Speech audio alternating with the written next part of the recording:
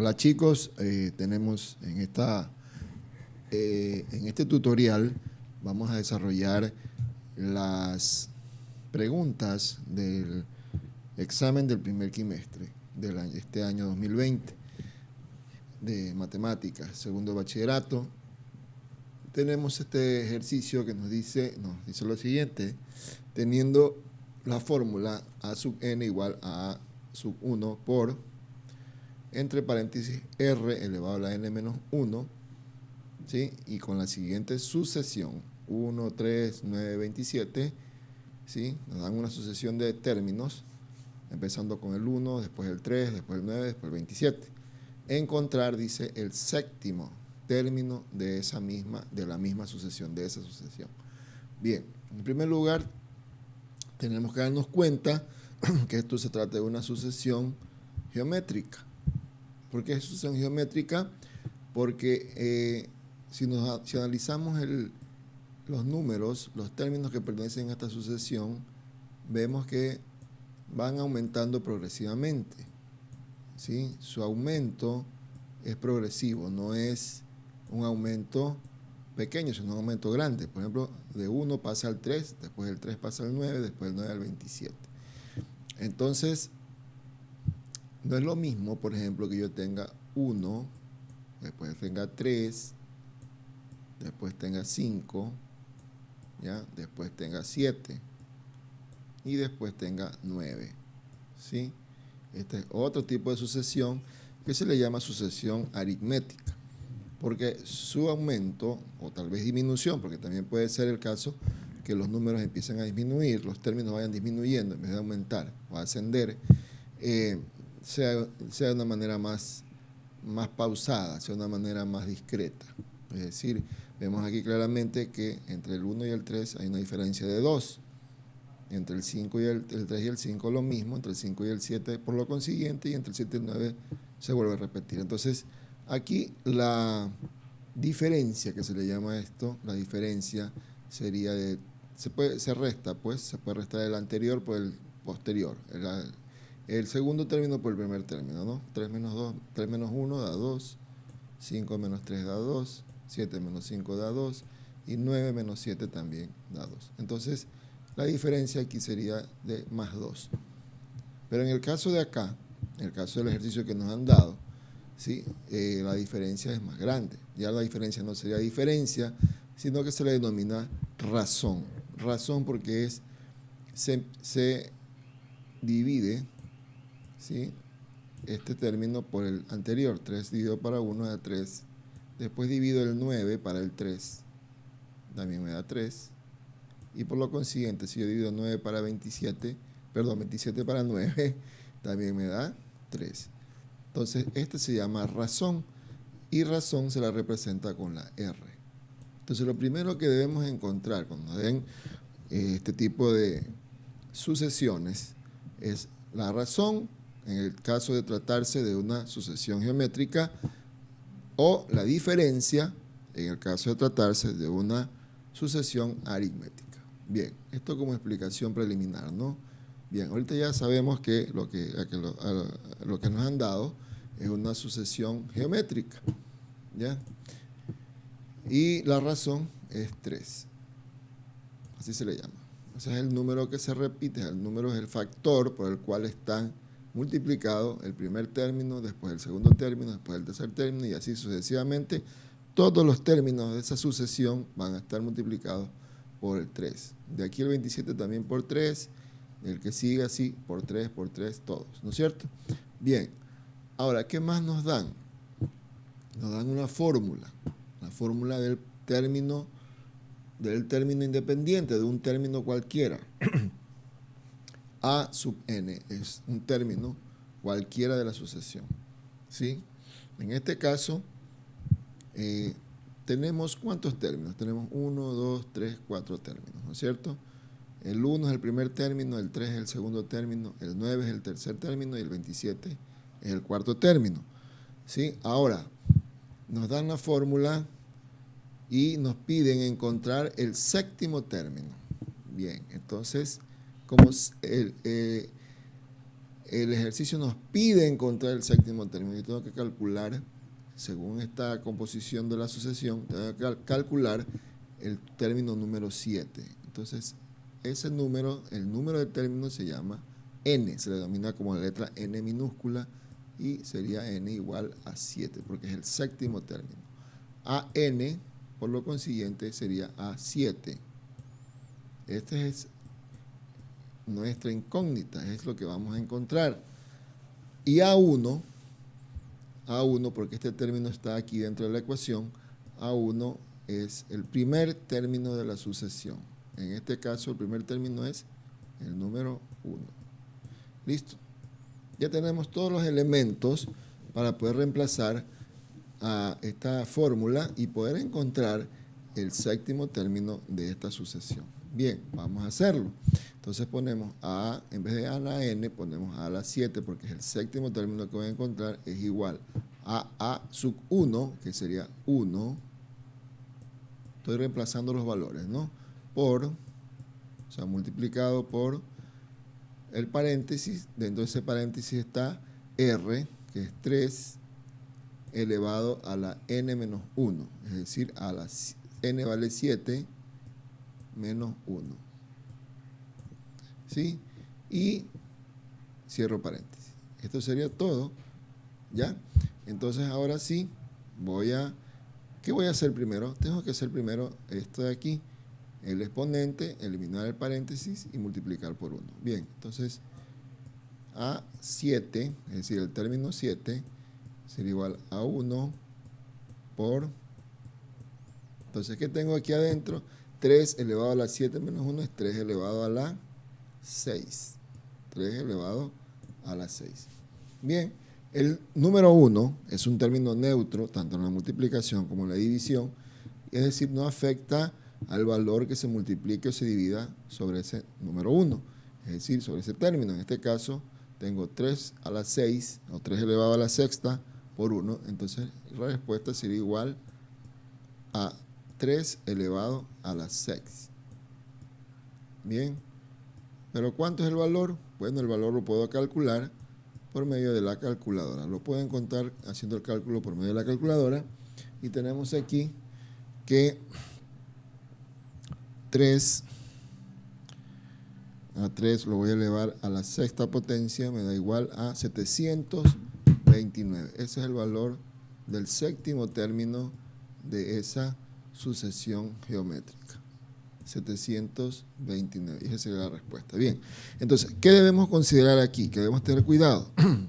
Debemos considerar primero la fórmula, que nos dan la fórmula nos la da el ejercicio, y debemos saber a qué equivale cada término de la fórmula. A sub 1 es el primer término, es 1. R es la razón, es decir, el término por el cual se multiplica o se divide cada uno de los términos para que dé el siguiente lugar. Es decir, 1 por 3, 3, 3 por 3, 9, 9 por 3, 27, y así sucesivamente. Eso se llama R, razón. Luego tenemos que saber cuánto vale n. N es el número o el término que nos pide el ejercicio. N es el número de términos. En este caso, como nos dice el séptimo término, n es igual a 7. Si nos dijeran el décimo término, n valdría 10. Bien. Y una vez que tenga todos esos valores, los voy a reemplazar y voy a hacer los cálculos correspondientes. Entonces, el primer término es 1 por, A1 es 1 por 3, que es la razón, 3 elevado a n menos 1. ¿Cuánto vale n? 7. 7 menos 1 es 6. 3 elevado a la 6 es 729. ¿Listo, chicos? Esta sería la primera pregunta del examen. ¿Ok?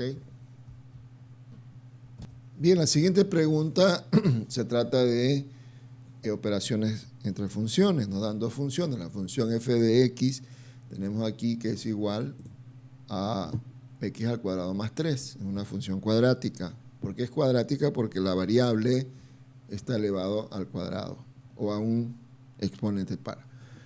Y la otra función h de x, que es igual a 4 más 3, 4 más 2x. Esta es una función lineal porque la variable está elevado al exponente 1. Es decir, no tiene exponente.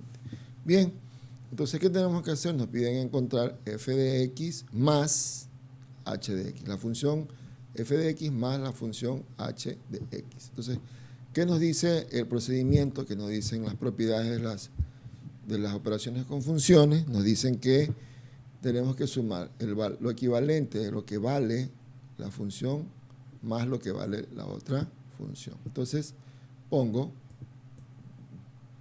función de x, función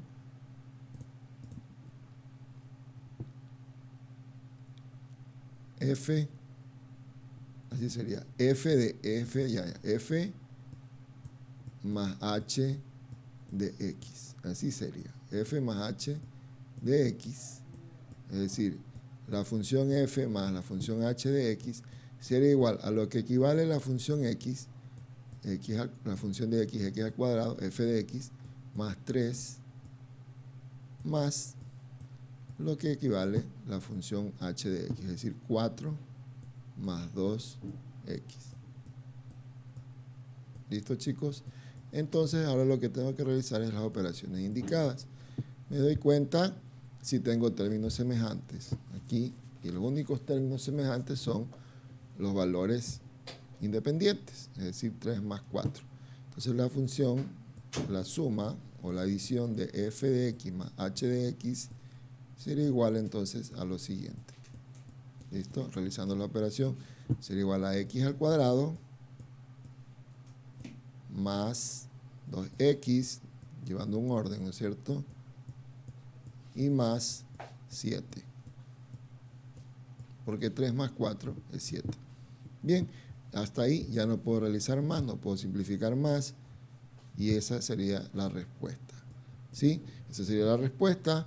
Repito, cuando nos dicen sumar dos funciones o la suma de dos funciones, simplemente sumamos la equivalencia de cada función, una más la otra. Es decir, en este caso, f de x, que vale x al cuadrado más 3, lo sumamos más lo que equivale a la función h de x, sería 4 más 2x. Luego vemos si tenemos términos semejantes, seguimos desarrollando y efectivamente tenemos dos términos independientes, 3 más 4, que nos da 7. Ordenamos el trinomio y quedaría x al cuadrado más 2x más 7. Ese sería el resultado de este ejercicio. ¿Ok? Listo. Vamos a ver la siguiente pregunta. Bien, la siguiente pregunta nos dice calcula la segunda derivada de la siguiente función polinómica.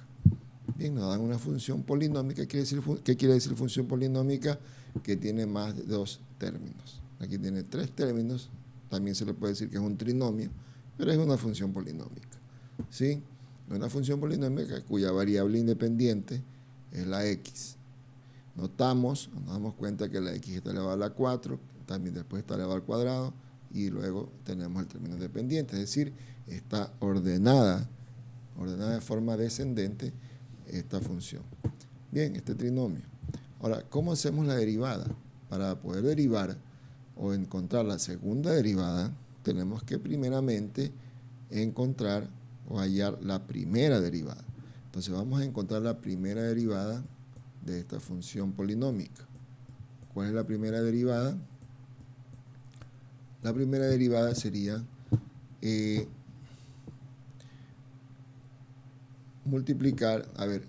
aplicar las propiedades de las derivadas. Aquí tenemos una potencia, ¿no? Tenemos un exponente y tenemos un valor, un coeficiente numérico. Entonces tenemos 3 por x a la 4. Entonces la propiedad de la derivada nos dice que tenemos que multiplicar el exponente, es decir, el 4, por la base numérica, por 3. Entonces sería 4, vamos a ponerlo así para poderlo explicar mejor. 4 por 3, x elevado, y le restamos una unidad al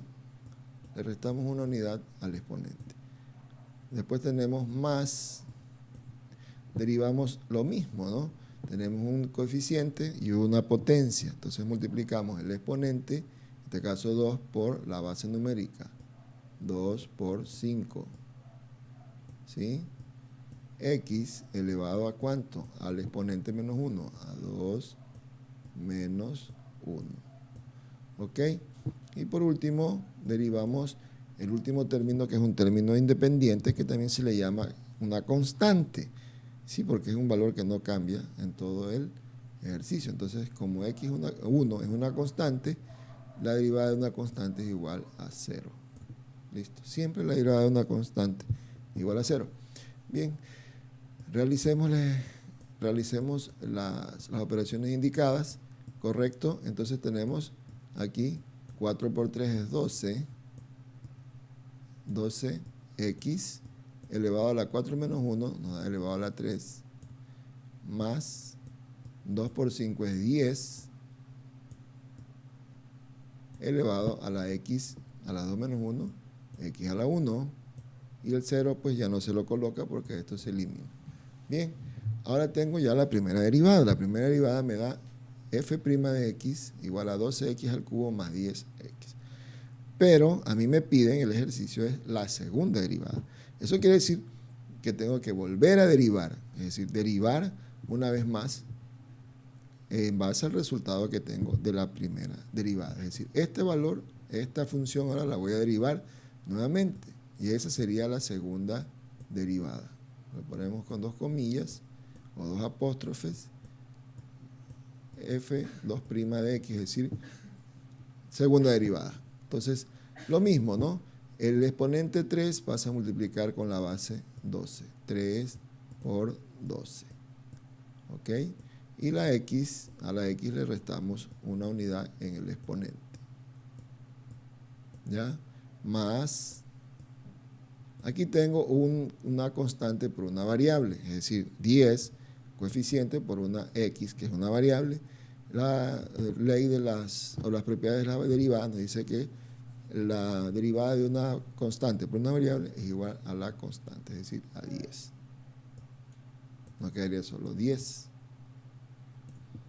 ¿Listo? 10. Listo.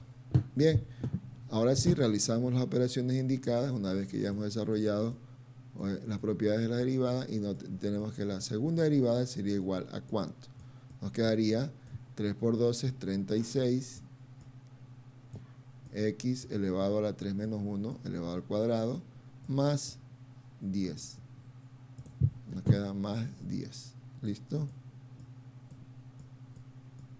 Y esa sería la segunda derivada. Esa sería la respuesta, 36x al cuadrado más 10.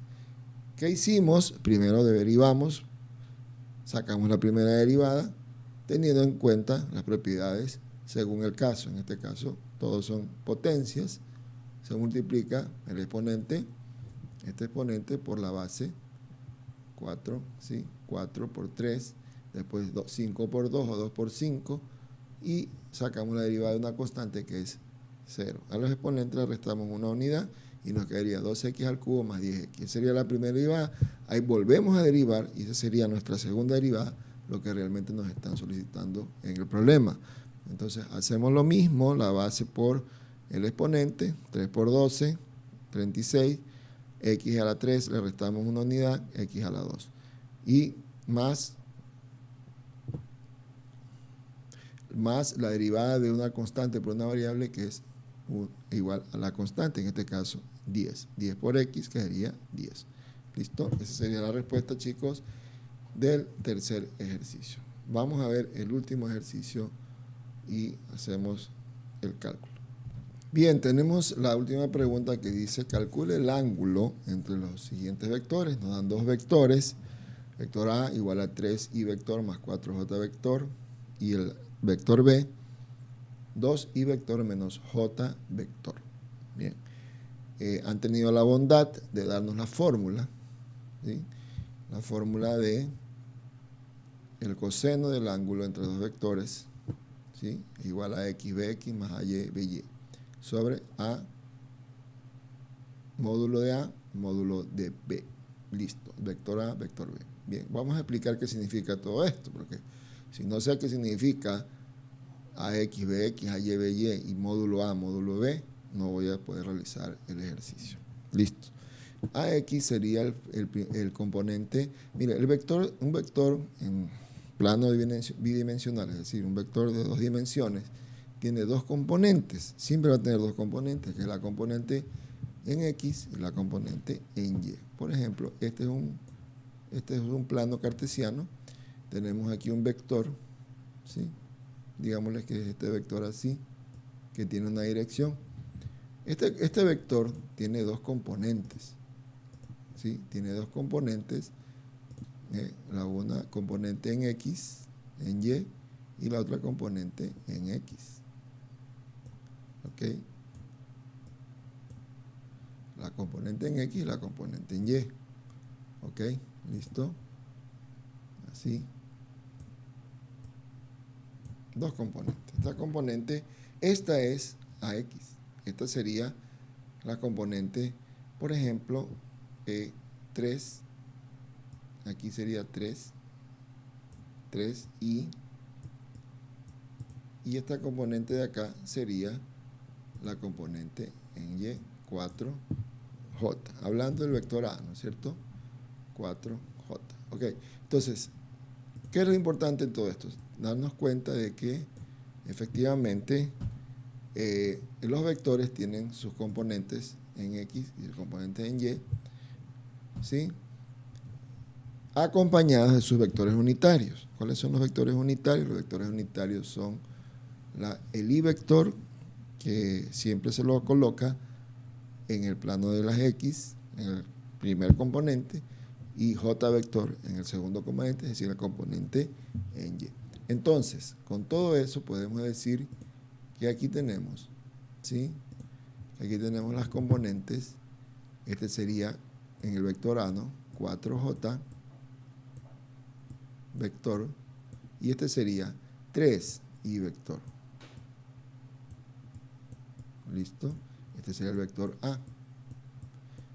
Y similarmente sería el vector B. Entonces, todo vector de dos dimensiones tiene dos componentes, componente en X, Y vector, componente en Y, J vector. X es el plano horizontal, Y es el plano vertical. X horizontal, Y vertical. Bien, con esa explicación ya podríamos tener una idea más clara de cómo realizar el ejercicio. ¿Ya? Antes que nada, debo encontrar los módulos, porque estos módulos no me los dan, no me los da el ejercicio, tengo que calcularlos, ¿sí? Y aquí me dan la fórmula, ¿no? Por ejemplo, el módulo del vector A es esta raíz cuadrada de AX al cuadrado más AY cuadrado, ¿ya? Y el módulo del vector B es BX al cuadrado más BY al cuadrado. ¿Qué significa AX al cuadrado? Significa 3. El componente en X, 3. ¿Y qué significa AY al cuadrado? El componente en Y, es decir, 4. Entonces, vamos a encontrar primero estos dos módulos. Vamos a encontrar el módulo de A vector, su módulo, ¿no? Esto es igual a raíz cuadrada. ¿De quién? AX al cuadrado sería 3 elevado al cuadrado más componente en Y, 4 al cuadrado. ¿Sí? ¿Cuánto es esto? 3 al cuadrado es 9 y 4 al cuadrado es 16. 9 más 16 es igual a 25 y la raíz de 25 es 5. Entonces aquí nos sale que el módulo del vector A es 5. Ya tengo el módulo del vector A, ya tengo esta parte. Vamos a calcular el módulo del vector B de manera similar. Es decir, el módulo del vector B sería entonces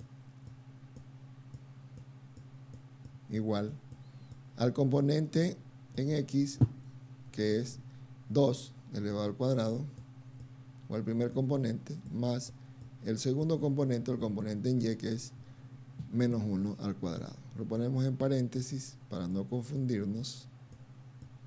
Siempre que tengamos una cantidad o una cifra negativa, pongámoslo en paréntesis. Bien, desarrollando esto me quedaría 4, 2 por 2 es 4, y aquí menos 1 elevado al cuadrado se hace positivo, menos por menos, más, 1 por 1, 1, más 1. 4 más 1 es igual a 5. Entonces, sacando la raíz, La raíz de 5 me quedaría con la calculadora. Voy a sacar la raíz de 5 rápidamente y eso me da 2,24. 2,24. ¿Sí? Esa sería la raíz de 5. 2,24 redondeándolo a 2 decimales. Voy a confirmar por si acaso. Raíz de 25 igual. Perdón, raíz de 5 igual a 2,24. Efectivamente. Bien, ya tenemos los dos módulos. Ya tenemos estas componentes de aquí. Nos falta calcular estas componentes de acá.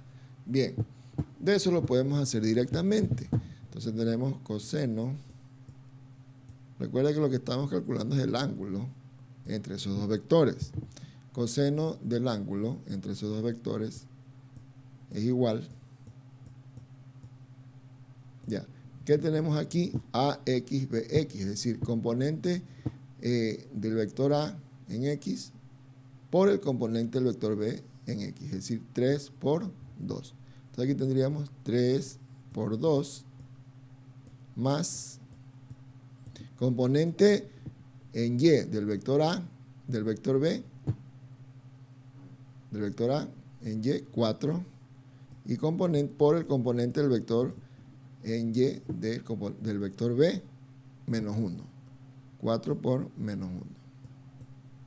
Recuerden lo que les dije, siempre pongamos o tratemos de poner el número negativo entre paréntesis. Ahora tenemos debajo en el denominador los resultados que encontré.